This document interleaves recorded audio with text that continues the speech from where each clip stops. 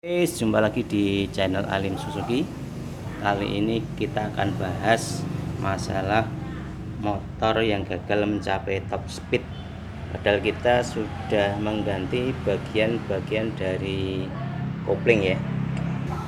Nah, sebelum kita bicara eh, kegagalan top speed ya, perlu kita ketahui bahwa performa kendaraan atau top speed kendaraan itu tergantung dari yang pertama adalah kerja bagian-bagian penghasil tenaga ya ini piston, ruang bakar, kemudian poros engkol, mekanisme katup dan kawan-kawan.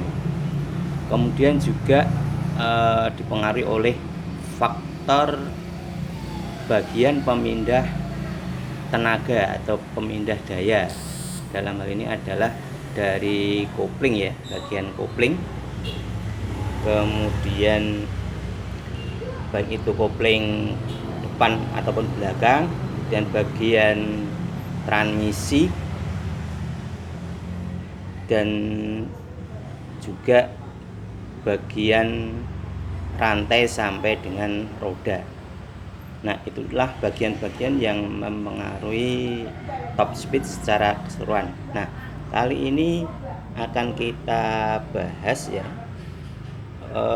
penyebab kegagalan top speed ya. Padahal kita baru saja mengganti komponen-komponen kopling ya. Nah, kegagalan itu bisa disebabkan oleh beberapa sebab ya. Yang pertama adalah kita tidak mengganti bagian-bagian kopling secara totalitas ya. Artinya misalnya bagian ini, rumah kopling ini kocak ya. Nah, ini juga mempengaruhi transfer atau pemindahan tenaga. Jadi kalau kocak itu kecuali berisik juga transfer tenaganya akan berkurang. Ya, walaupun Anda misalnya mengganti kampas kopling ini dengan yang baru ya, sudah diganti kampas kopling, tapi bagian rumah kopling ini tidak diperbaiki atau tidak diganti. Contoh lain juga ini ya,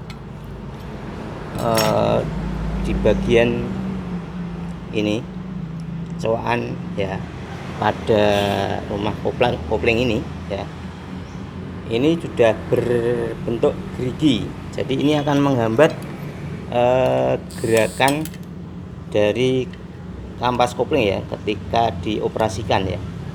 Jadi ini nanti juga akan mempengaruhi top speed ya. Jadi antara kampas kopling dengan plat kopling ya, ini tidak bisa nempel dengan sempurna ya, karena faktor ini rumah kopling ini bagian kuku, dudukan dari kuku ini, kuku kampas kopling ini sudah bergigi ya. Nah, itu juga dapat menyebabkan motor tidak bisa mencapai top speed ya. Kemudian juga masih ini bagian dari kopling ya, misalnya ini bengkok ya, plat koplingnya ini bengkok, sehingga hubungan antara kampas kopling dengan plat kopling ini tidak sempurna ya, tidak nempel seluruhnya, sehingga ini juga akan mempengaruhi pemindahan daya atau tenaga, sehingga tidak akan mencapai top speed ya. Jadi kalau platnya udah bengkok ya, kalau mau mencapai top speed ini juga harus diganti ya, jadi tidak hanya kampasnya saja.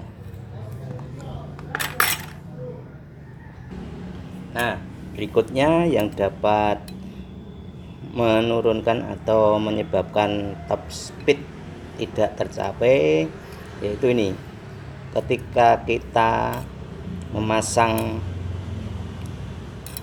plat kopling ya maupun kampas koplingnya ini terbalik. Jadi misalnya bagian yang kasar ini atau bagian yang cembung ini menghadap ke depan nih, seperti ini ya, misalnya kita balik ya. Nah, ini juga berpengaruh, yaitu apa, kopling akan cenderung slip ya. Jadi baik kampas kopling ataupun plat kopling itu tidak boleh terbalik ya dalam merakitnya. Nah, berikutnya yang menyebabkan motor gagal mencapai top speed ya, itu ini ada pengencangan baut ya. Jadi ketika pengencangan baut kopling ini tidak sesuai spesifikasi atau kurang ya, ini mengakibatkan ya ketika kampas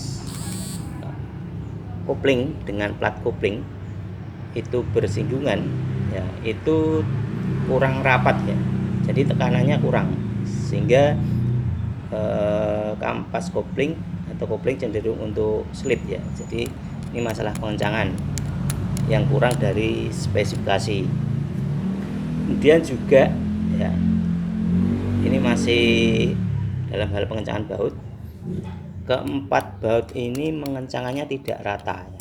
Jadi misalnya ada yang sudah sesuai spesifikasi dan ada yang kurang. Nah, ini juga mengakibatkan persinggungan antara kampas kopling dengan plat kopling ya, ini tidak merata ya, sehingga transfer tenaganya pun tidak sempurna ya, atau kurang optimal.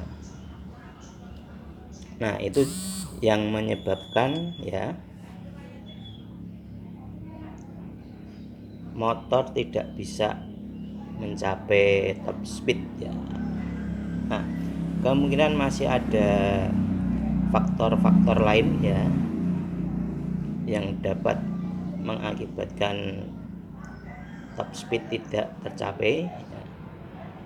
Oke, kita diskusikan, silahkan Anda komen ya. Sampai di sini dulu ya, semoga bermanfaat. See you.